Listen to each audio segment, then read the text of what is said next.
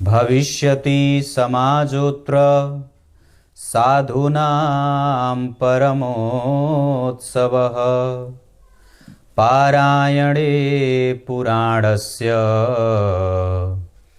शैवस्य परमाद्भुतः।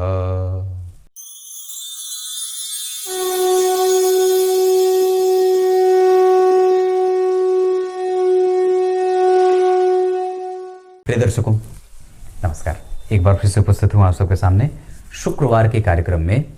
नीच ग्रह कब बलवान हो जाता है, ये तो बहुत सारी बातें आप लोगों को मैंने भी बताई हैं और बहुत बार आप लोगों को ये बताया मेरी कुंडली में ये ग्रह नीच का है। पर अब प्रश्न उठता है कि क्या नीच का ग्रह हो गया तो उसके पास बिल्कुल भी बल नहीं है, या उसके साथ ऐसे कौन से सिद्धांत हैं जो उसको भी बल देने वाले बना देते हैं। ज्योतिष शास्त्र में बहुत सारे सूत्र हैं और ये सारे ही सूत्र आपको ऑन टिप याद होने चाहिए। बताऊंगा, बने रहिएगा कार्यक्रम के अंतिम हिस्से तक। जय श्री कृष्णा के साथ कार्यक्रम की शुरुआत करते हैं। जय श्री कृष्णा लिखना शुरू करिए और डेट ऑफ बर्थ भी लिखिए। डेट ऑफ बर्थ, टाइम और प्लेस लिखना चाहिए।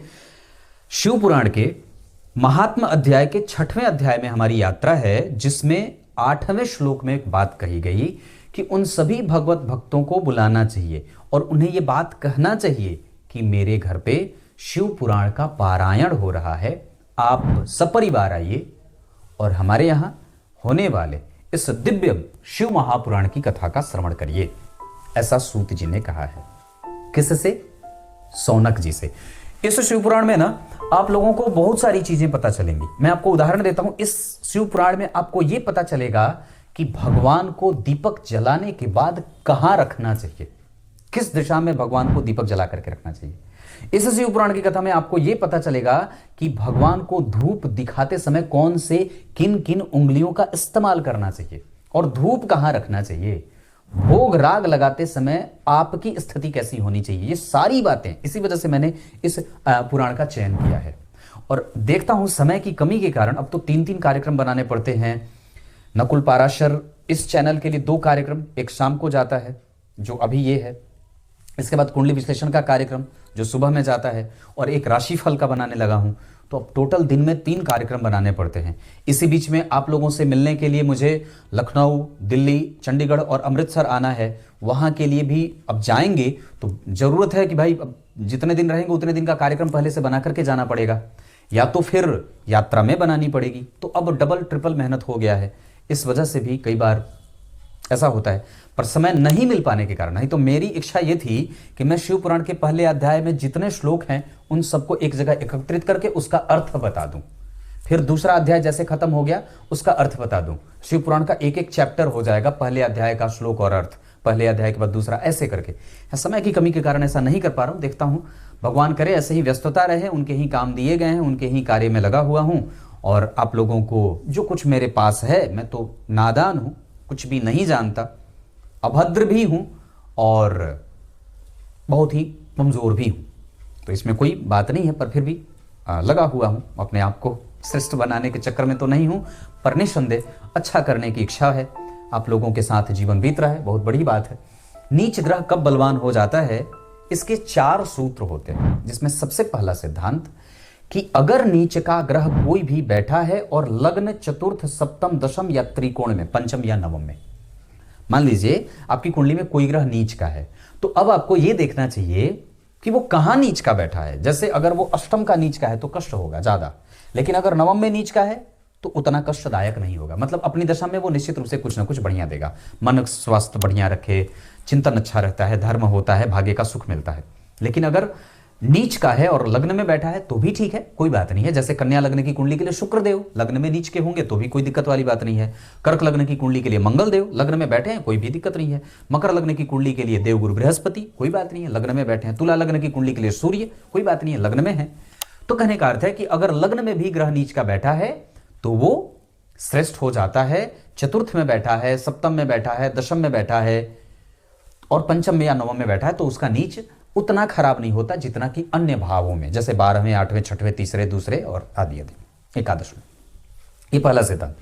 दूसरा सूत्र यह कहता है कि कोई भी नीच का ग्रह अगर वक्री हो जाता है और खास करके अगर शुभ ग्रह नीच के हैं और वक्री हैं तो वो अच्छे परिणाम देते हैं और वो बलवान ग्रह की भांति परिणाम करने वाले हो जाते हैं। मतलब फिर आप अब ये इस बात को सोच करके चिंतित मत करिए खुद को कि वो नीच का है और वक्री भी हो गया तो कष्ट देगा। अब इसमें एक बात और भी लागू होगी जो मैं जोड़ना चाहूंगा कि अगर नीच का है, वक्री है, लेकिन अस्त नहीं होना चाहिए। तब नीच का भी हो गया, वक्री भी है और उसमें वो कहीं ना कहीं, जैसे सूर्य बुद्ध देव, अगर बुद्ध बैठे हैं क्या बोलते हैं कि बुद्ध जो है वो जन्म कुंडली में बैठ गए मीन के और सूर्य वहीं बैठ गए, तो सूर्य भी मीन के, बुद्ध भी मीन के और वक्री भी हैं और उसी में वो जो है वो सारा घुरमुट हो गया। ऐसी स्थिति हालांकि कम बार होती है, लेकिन अगर ऐसा हो जाए, जैसे सामान्यतः आपने बहुत सारी कुंडलियां देखी होंगी जिसमें यह बात सामने से लागू हो जाती है कि वक्री भी है और अस्त भी है, तब वो विकल हो जाते हैं, तब वो कष्ट देने वाले होते हैं। लेकिन नीच, वक्री और अस्त तीनों हो जाता है तो ग्रह डिपेंडेंसी में कमजोरी हो जाती है, उसको वो कष्टदायक हो जाता है।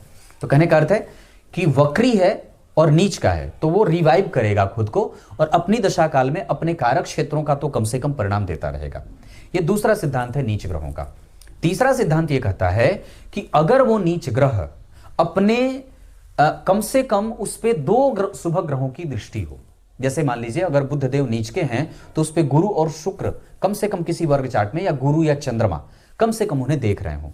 मतलब अगर ग्रह वक्री है, नीच का है तो ठीक हुआ, और अगर नीच का है और उस पे 2 अन्य शुभ ग्रह की दृष्टि पड़ गई तब ये नीच का ग्रह भी बलवान हो जाता है, तब ये ग्रह भी आपके लिए शुभदायक हो जाता है, अच्छे परिणाम देने वाला हो जाता है। ये तीसरा सूत्र है। और चौथा, अगर कोई ग्रह नीच का है और उसका परम मित्र वहीं बैठा है, जैसे बुध देव नीच के हैं और वहीं शनिदेव बैठ गए, जैसे देवगुरु बृहस्पति नीच के हैं वहीं सूर्यदेव बैठ गए, जैसे शनिदेव नीच के हैं मेष के नीच के हैं वहीं उनके साथ शुक्रदेव बैठ गए, तो अब ऐसी अवस्था में शनिदेव का नीच होना भी सामान्यतया व्यक्ति को गणमान्य बना देता है।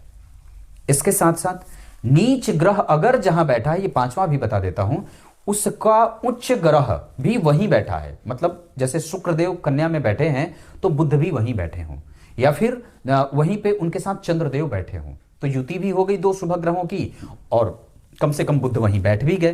तो ये अवस्था भी व्यक्ति के कुंडली में ऐसे ग्रह नीच ग्रह को बलवान होते देखा जाता है और ये ग्रह आपकी कुंडली को निर्णायक भूमिका में ले जाने वाला हो जाता है।